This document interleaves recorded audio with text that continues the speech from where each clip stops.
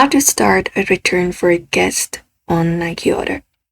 If you have placed a guest order on Nike and you want to return it, you can still start the return online. So we can just go over and follow the steps to do so. So for that, what we can do is we can directly go to the Nike lookup page, which is this one right here.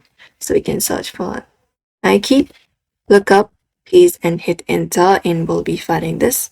We can just go over and look out for guest order lookup link within Nike to open up that page. And this page opens up.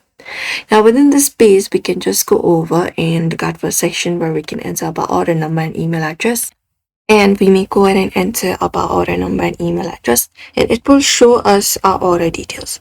Now from there, we can go and select the item that we would like to order and return, and we can click on this option called start return, and there we can choose up our return method and print the return shipping level, which is something you can use if required, and they will pack the item securely in the original box if possible. And you can just go and attach the return level to the package and drop it off at the listed shopping center. And most of the items can be returned within 30 days of delivery, and items must be unused and in original condition unless it is very defective. And that is it.